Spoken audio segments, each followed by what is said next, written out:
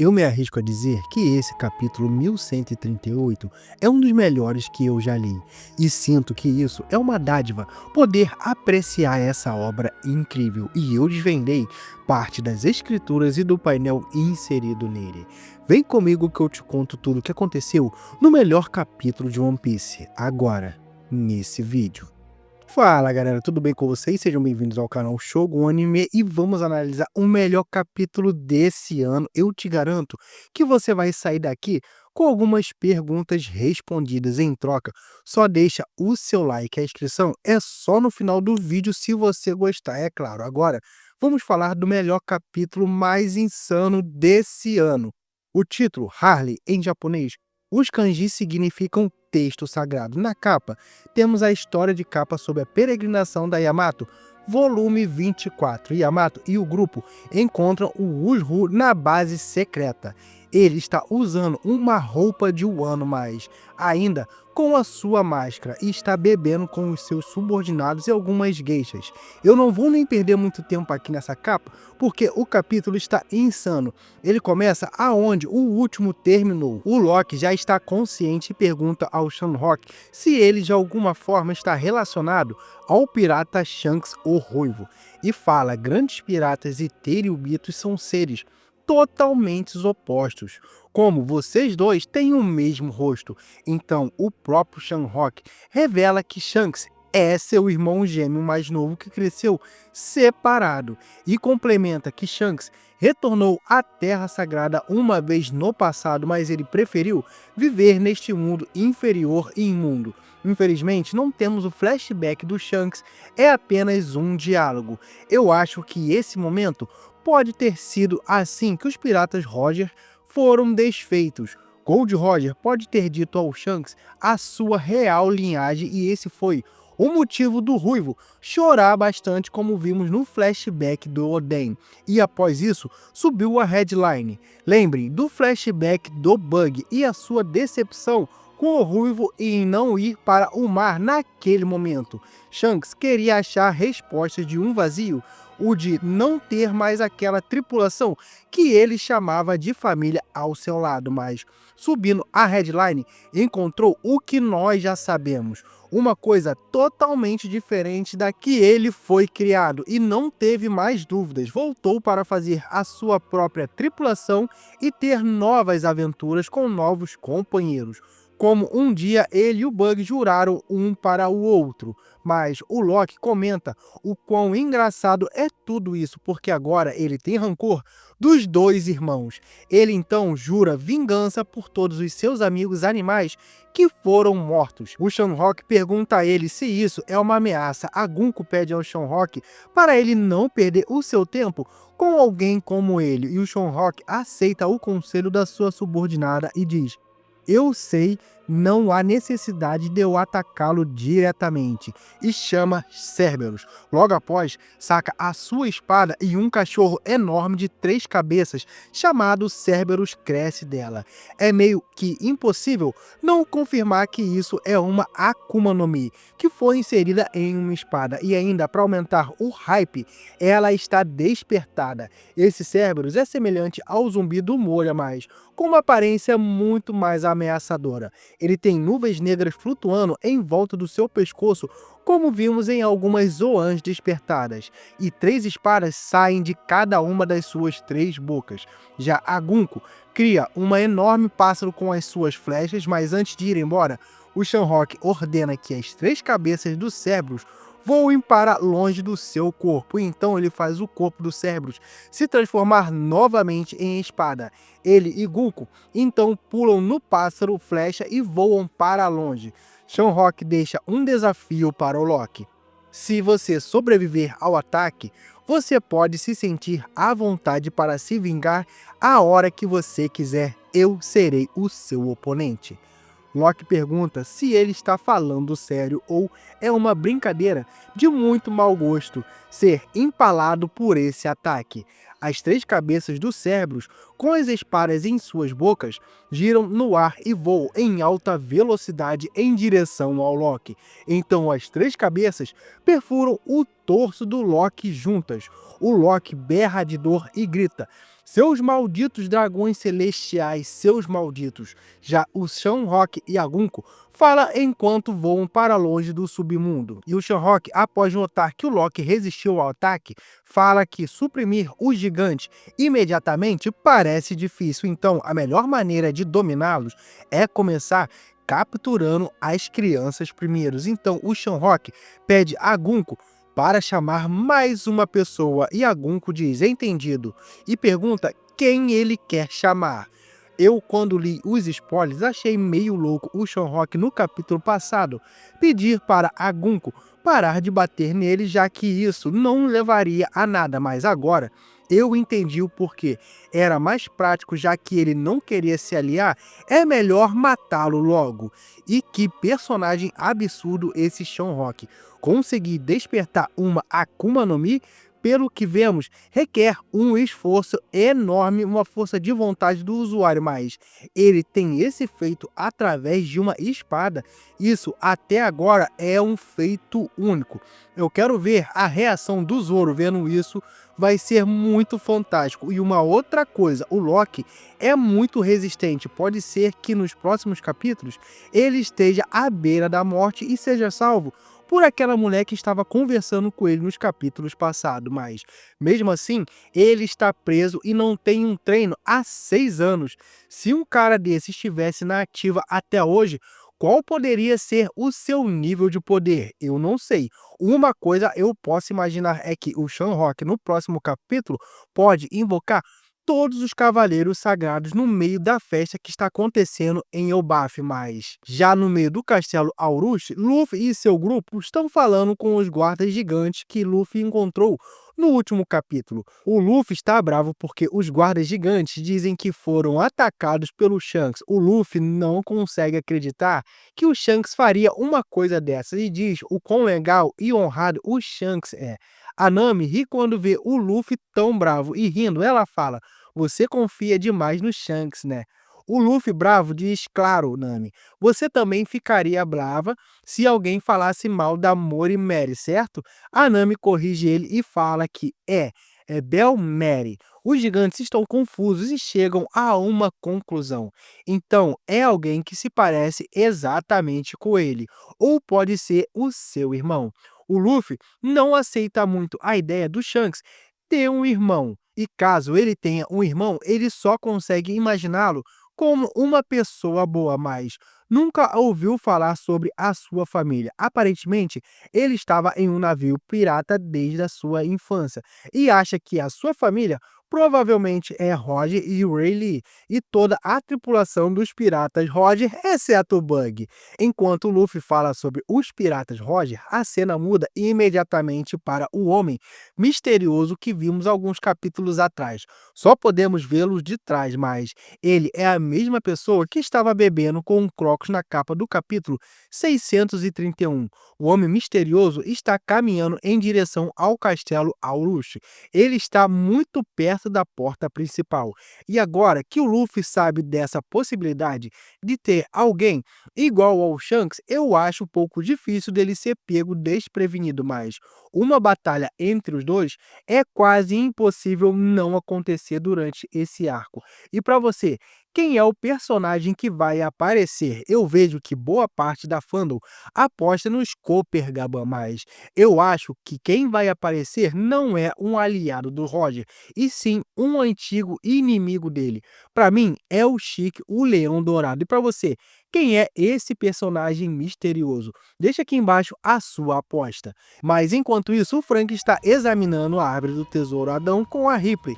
Eles acham que isso é um ótimo negócio, vender as partes dela, já que cada pedaço dela tem um enorme valor no mundo lá fora, mas o Saul barrou o negócio deles dando um sermão no Frank dizendo que a árvore Adão é sagrada para não sair cortando ela por aí. Mas de repente o Frank vê um mural com uma enorme pintura na árvore, ainda não é mostrada.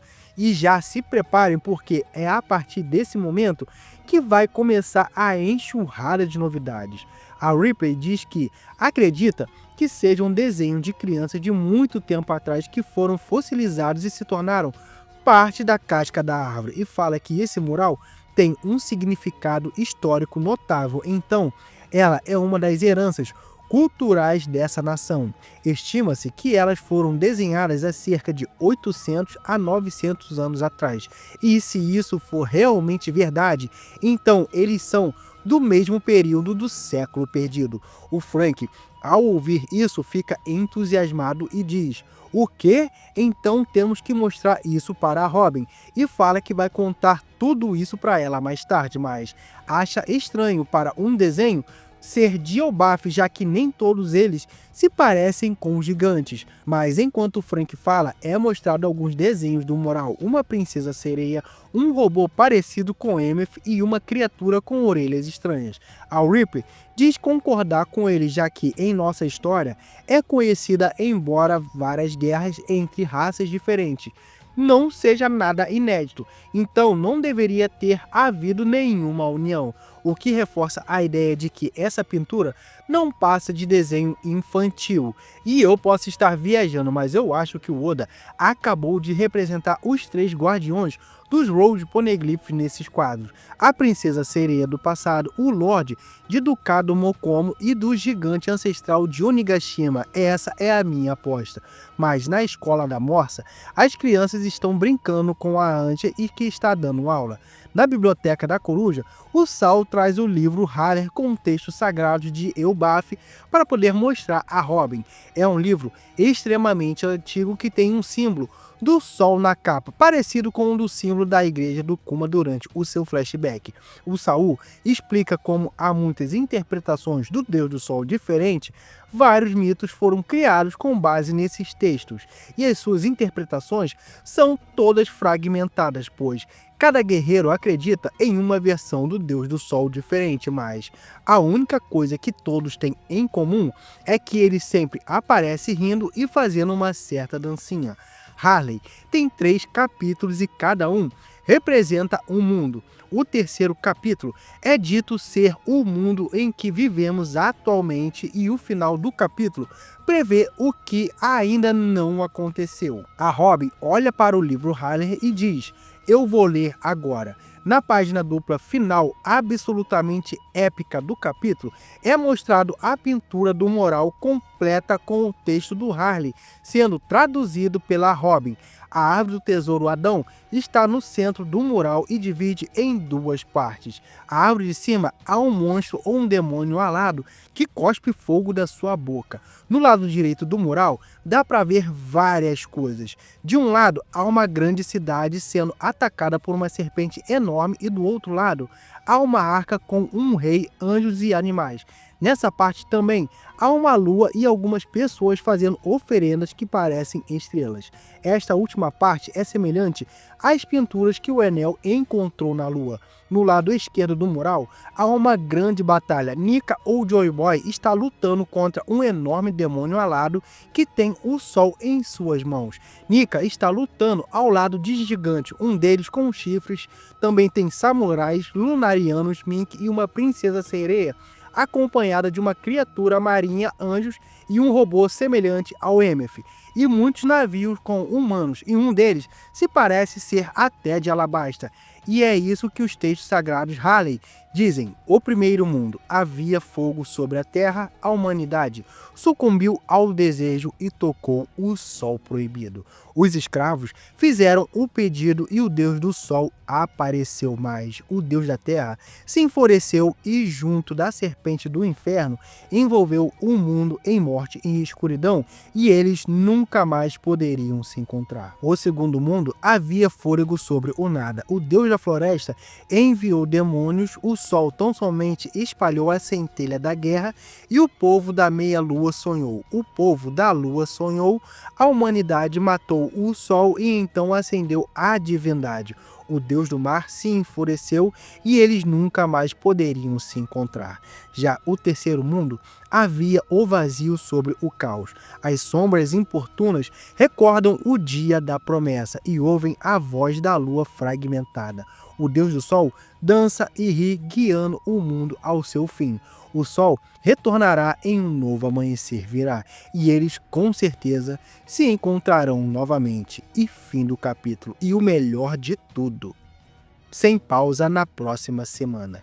Galera, que capítulo insano! Eu vou destrinchar essa parte da última página e o texto com vocês, porque temos pistas neles e isso é algo para ser lido separado. Vamos ler os textos e depois interpretar o mural, porque o segundo mundo e o terceiro estão representados ali. Como eu analiso o primeiro mundo, eu vou por partes. Havia fogo sobre a terra, a humanidade sucumbiu ao desejo e tocou o sol proibido. Vamos analisar essa parte. Para mim, uma enorme guerra começou há muito tempo atrás em uma civilização com tecnologia avançada. Elas deixaram o seu desejo por poder sucumbi-las e tocaram o sol proibido, que nada mais é alguma forma de energia nuclear como a Mother Flame. Os escravos fizeram o pedido e o Deus do Sol apareceu. Essa, para mim, já está na cara que os escravizados unidos juntaram os seus desejos e daí o Nika surgiu para trazer até eles a libertação. Mas o Deus da Terra se enfureceu e junto da serpente do inferno envolveu o mundo em morte e escuridão e eles nunca mais poderiam se encontrar. Aqui eu vejo que o Deus da Terra é Imu e a serpente era algum demônio que formou a Redline e impediu de que o mundo seja navegável de forma fácil. Ao Imu transformar um subordinado seu na Redline, não pôde mais se encontrar. Lembre que no início da jornada, o Dory e o Brog disseram que o seu Hakoku é capaz de destruir muitas coisas, menos a serpente vermelha que cerca o mundo. Mas aqui nesse primeiro mundo, o primeiro Nika já havia sido derrotado.